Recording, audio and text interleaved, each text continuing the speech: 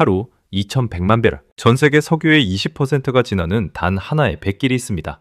거기 겨우 33km.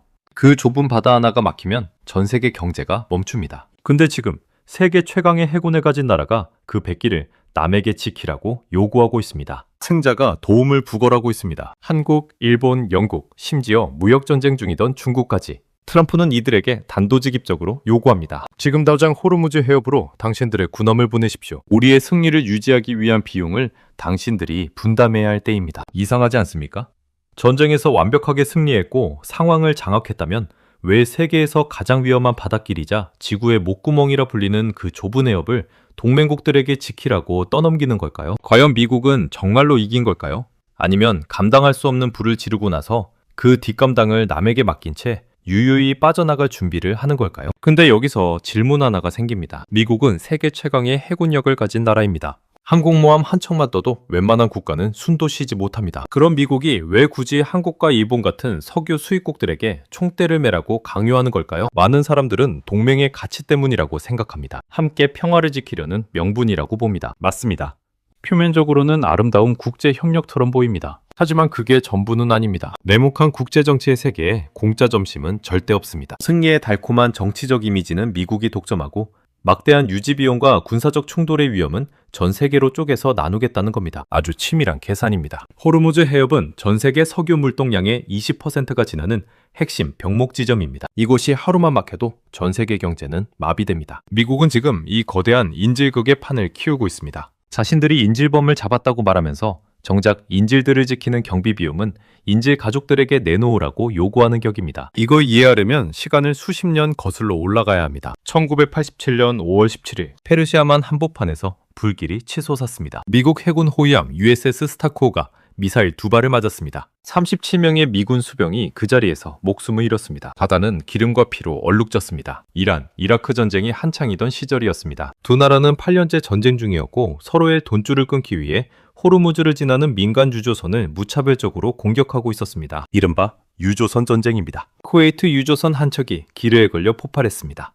선원들이 불길 속에서 뛰어내렸습니다. 세계 경제를 먹여 살리는 기름길이 공포의 전장이 되어버렸습니다. 당시 로널드 레이건 대통령은 망설이지 않았습니다. 미국이 바다를 지킨다. 즉각 프레잉 멘티스 작전이 개시됐습니다. 1988년 4월 18일 미 해군은 단 하루 만에 이란 해군 전력의 절반을 괴멸시켰습니다. 이란 함정 여러 척이 불타며 가라앉았습니다. 메시지는 명확했습니다. 호르무즈의 질서는 미국이 보장한다. 그것은 단순한 군사작전이 아니었습니다. 미국이 전 세계에 내세우는 패권의 근거였습니다. 달러가 기축통화인 이유, 동맹국들이 미국의 말을 따르는 이유, 모두 이 공약에서 나왔습니다. 우리가 지켜줄 테니 우리 편 해라. 그게 미국 패권의 본질이었습니다. 그런데 2010년대 중반 모든 것을 바꾼 사건이 터집니다. 바로 미국의 셰일 혁명입니다. 텍사스와 노스다코타의 땅속에서 석유가 쏟아져 나왔습니다. 불가능하다고 여겨지던 암석층 속 기름을 끄집어내는 기술이 현실이 된 겁니다. 미국은 순식간에 세계 최대 산유국으로 올라섰습니다. 사우디아라비아도 러시아도 제쳤습니다. 이 순간부터 미국의 셈법이 달라졌습니다. 중동에 기름이 없어도 미국은 굴러갑니다. 호르무즈가 막혀도 미국 경제는 버팁니다. 하지만 한국은 다릅니다. 일본은 다릅니다. 중국은 다릅니다. 이들은 중동 석유 없이는 하루도 못 버팁니다. 2019년 트럼프는 드디어 속내를 드러냈습니다. 왜 우리가 다른 나라들을 위해 위험한 해로를 공짜로 지켜줘야 하는가? 그들이 직접 지키거나 비용을 지불해야 한다. 수십 년간 이어져온 미국의 중동 안보 공약이 이 한 문장으로 뿌리째 흔들렸습니다. 그리고 바로 그 순간 모든 게 바뀌었습니다. 많은 사람들이 여기서 이야기가 끝났다고 생각합니다. 미국이 이겼고 트럼프가 승리를 선언했고 이제 질서가 회복됐다고 봅니다. 맞습니다.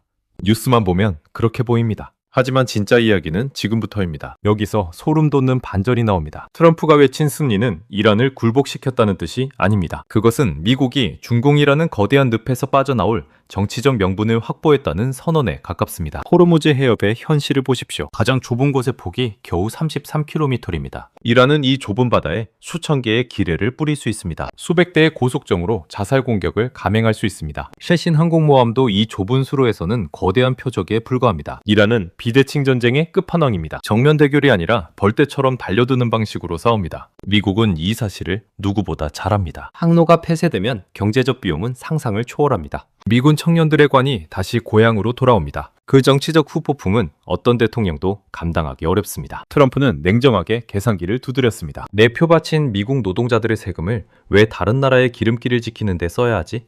기름은 한국, 일본, 중국이 가져가는데 결국 미국은 자신이 만든 안보 공백을 동맹국들의 돈과 군함으로 메우려 합니다. 이것이 바로 우리가 직면한 안보 아웃소싱의 실체입니다. 근데 이상한 게 있습니다. 이게 단순한 비용 절감일까요?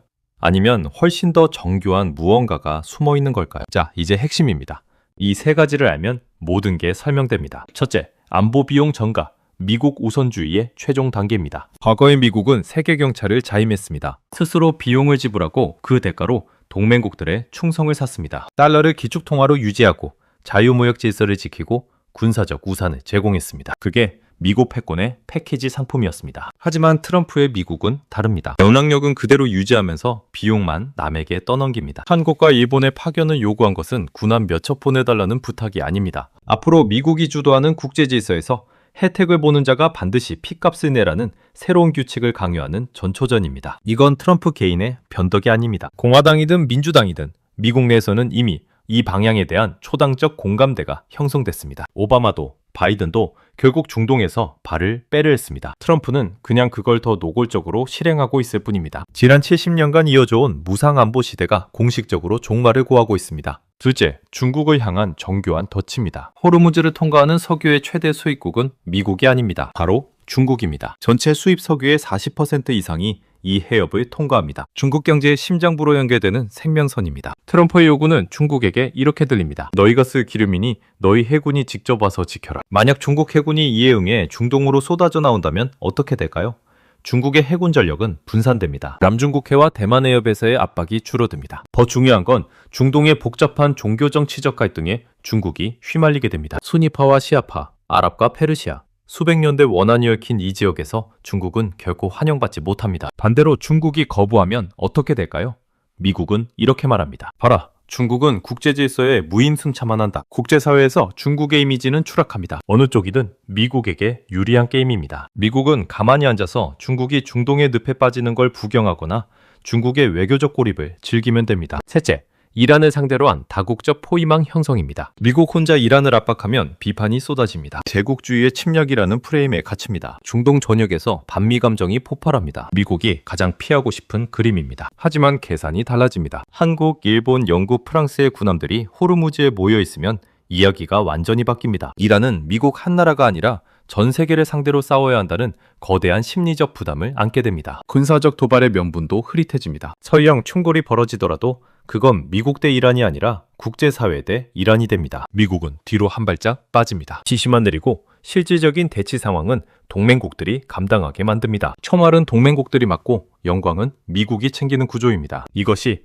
트럼프식 복면 활용에 민낯입니다. 숫자만 봐서는 이 본질을 이해할 수 없습니다. 뉴스만 봐서도 안 됩니다. 이 거대한 지정학적 구조를 봐야만 트럼프의 행보가 비로소 이해됩니다. 그리고 이건 지금도 진행 중입니다. 역사는 끝났다고 말하지만 그 역사가 만들어낸 권력의 구조는 절대 끝나지 않았습니다. 미국은 이제 더 이상 정의로운 경찰이 아닙니다. 철저하게 이익을 계산하는 영리한 장사꾼이 됐습니다. 승리의 깃발은 자신들이 흔들고 피 튀기는 진흙탕 싸움은 동맹국들에게 맡깁니다. 우리에게 날아온 파견 요청서는 단순한 외교 문서가 아닙니다. 그것은 앞으로 우리가 치러야 할 안보 청구서의 첫 페이지입니다. 두 번째 페이지는 이미 작성 중입니다. 레이건이 1988년에 지켰던 그 해협을 이제 우리가 지켜야 합니다. 미국이 만든 판에서 미국이 설계한 규칙대로 우리 젊은 장병들이 그 좁은 바다를 지켜야 합니다. 역사는 반복됩니다. 다만 이번엔 총대를 매는 나라가 다를 뿐입니다. 여러분은 어떻게 생각하십니까? 미국이 빠져나간 호르무즈의 거친 파도 속으로 우리 젊은 장병들을 보내는 것이 과연 국익을 위한 최선의 선택일까요? 아니면 우리는 미국의 정교한 설계 속에 말려들어